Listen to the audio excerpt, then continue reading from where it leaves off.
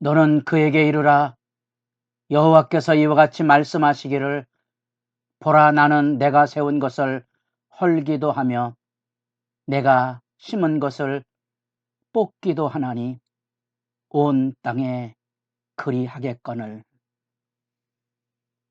새벽을 깨우는 거룩한 기도자 여러분, 하나님의 말씀의 영광의 통치, 그 가운데 눈물로 읽어가야 돼. 심판의 말씀, 그 악을 진멸하시고 자기 백성을 끝까지 구원하시기 위하여 말씀을 보내시는 하나님의 구원의 열심을 아울러서 여러분의 기도가 주 안에서 매일 복되기를 소망합니다. 오늘 우리가 읽어갈 하나님의 말씀은 예레미야 45장 1절에서 46장 12절입니다.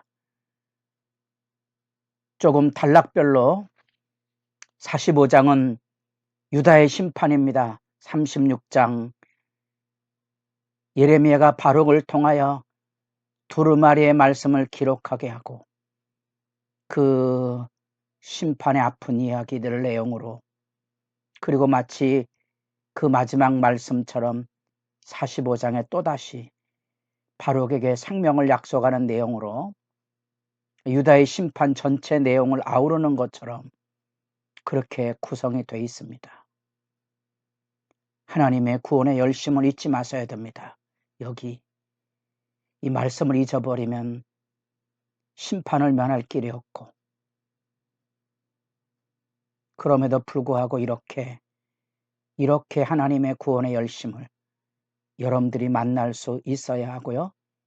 이제 46장부터는 유다의 심판이 아닌 열방의 심판이고, 이제 46장 우리는 애굽으로부터 바벨론까지 이르는 이 심판의 메시지를 듣게 됩니다. 그 중심의 메시지는 여호와의 선한 계획입니다. 이 유다를 심판할 뿐 아니라 열방도 다 심판함으로써 새 언약을 통하여 새로운 구원의 역사를 이루시고자 하는 하나님의 뜻이 여기 담겨져 있고, 그 당대에 세계를 지배하던 애굽과 바벨론 제국도 다 하나님의 심판 아래 있음을 일깨워주는 위대한 하나님 주권의 메시지입니다. 그래서 우리는 애굽을 통하여서 이제 하나님의 심판이 이루어져서 이렇게 바벨론까지 이어지는 단락을 읽어가게 될 것입니다. 우리는 그래서 유다의 심판에 의해서 열방의 심판의 말씀을 만나고, 이 심판의 중요한 의미는 예레미야의 부름 소명 속에 1장 10절 뽑고 심는, 무너뜨리고 세우는 그 하나님의 구원 역사의 선연한 의지를 우리에게 일깨워주는 단락이고, 특별히 바룩을 통하여 말씀을 불태워버렸던 시대적인 비극 앞에 결국은 하나님의 심판을 면치 못하리라는 얘기와 더불어 심판 중에서라도 긍휼을 베풀기 위해서, 심판 가운데서라도 처참함에 덜 고통을 겪도록 그 심판을 예레미야를 통하여 항복하고 감수할 것을 외쳤지만, 이 예레미야의 얘기를 흉한 얘기로 거짓 예언으로 몰아붙여서 결국은 시드기야가 두 눈이 뽑혀 멸망하는 것처럼 예레미야를 끌고 애굽으로 갔지만 애굽까지 바벨론의 침략 앞에 무너질 때 유다의 심판의 마지막 비참함이 그렇게 들려지게 되는 것이 바룩 두루마리 유다의 심판의 36장 45장의 얘기고, 그 마지막에 구원의 약속이 있습니다. 그러나 내가 가는 모든 곳에서는 내가 너에게 내 생명을 노량물 주듯 하리라. 여호와의 말씀이니라. 심판하는 가운데 마치 노량물처럼 하나님께서 바룩을 건져낼 것을 약속하고 있는 내용입니다. 우리의 신금을 울렸던 예루살렘 심판 한가운데 예레미야를 살리려고 왕 앞에 나아갔던 뜻밖의 이름 에벤멜렉, 그 전에 시드기야와 대비되는 조상의 전통의 말에 포도주를 마시지 않겠노라고 결연한 삶의 의지를 보였던 충성스러운 레갑 족속의 이야기 속에 그렇게 심판 중에서라도 구원의 약속이 들려지고 이사야가 말씀했던 그 구루토기가 여기 남아있는 생생한 증거를 우리가 만나보게 됩니다. 드디어 이제 46장부터 1장의 표제가 나옵니다. 이방 나라들에 대하여 선지자 예레미야에게 임한 여호와의 말씀이라. 첫째, 애굽에 관한 것이라. 애굽에 관한 것이라. 드디어 열방의 심판이 들려지게 되고 그 안에 하나님의 뜻과 계획이 펼쳐지는데 그 유다의 심판과 동등하게 열방의 심판도 그들의 죄악상, 곧 우상 숭배와 교만으로 인하여서 무너지게 되는 그 실제.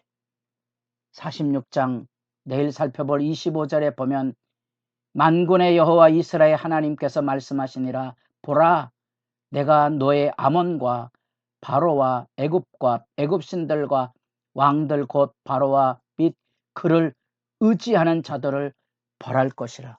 분명한 우상을 섬기는, 다른 신기를 섬기는 모든 이들에 대한 심판, 유다든지 열방이든지 하나님의 심판의 이야기가 거기 들려지게 되고 그 우상 숭배와 교만에 대한 심판이 그들을 뽑는 일들이라면 전국의 유다의 회복을 말씀했던 하나님의 구원 역사처럼 열방에게도 회복의 메시지가 들려지게 되고 심지어 애굽에게도 회복의 메시지가 들려지게 되므로 하나님께서 세상을 심판으로 끝내는 거 아니고 하나님께서 이 심판의 역사를 진행하면서 예레미야에게 강조했던 것처럼 너희를 향한 나의 이 하나님의 뜻이 단지 재앙이 아니라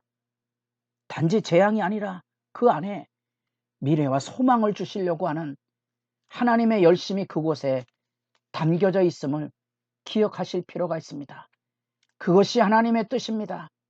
하나님의 뜻은 이 세상을 심판하려는 데 목적이 있는 게 아니고 그 가운데에서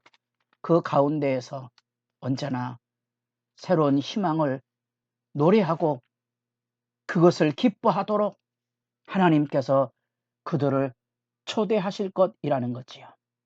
그리고 우리가 너무도 잘 아는 예레미야 29장 13절 너희가 온 마음으로 나를 구하면 나를 찾을 것이요 나를 만나리라. 이것은 여호와의 말씀이니라. 나는 너희들을 만날 것이며 너희를 포로된 중에서 다시 돌아오게 하되 내가 쫓아 보내었던 나라들과 모든 곳에서 모아 사로잡혀 떠났던 그곳으로 돌아오게 하리라. 이것은 여호와의 말씀이니라.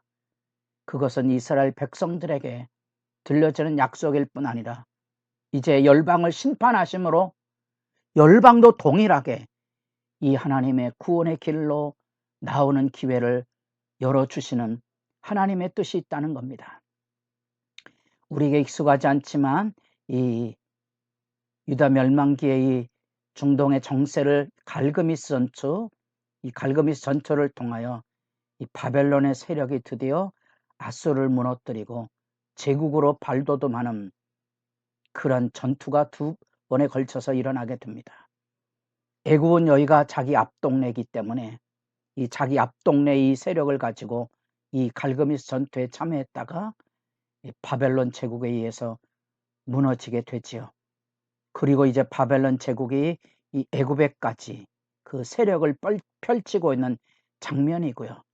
이 갈그미스 전투로 올라가는 그 중에 요시아가 이곳에서 애국 군대를 막아섰다가 그만 죽임을 당하게 되고, 우리가 너무도 잘 아는 요시아의 아들 손자 여호아하스, 여호야금은 바로 애굽이 세웠던 왕이고, 여호야긴 시드기야는 바벨론 제국이 세웠던 꼭두각시 왕조로서 예루살렘 멸망이 되고, 안타깝지만 예레미야를 끌고 여기 애굽으로 내려갔던 이스라엘 백성들은 바벨론 제국으로 인하여 애굽이 명할 때 같이 멸망하는 수모를 겪게 되었다는 사실입니다. 우리는 하나님의 이 선연한 심판 속에 구원의 새로운 시대, 그것을 내다보게 됩니다.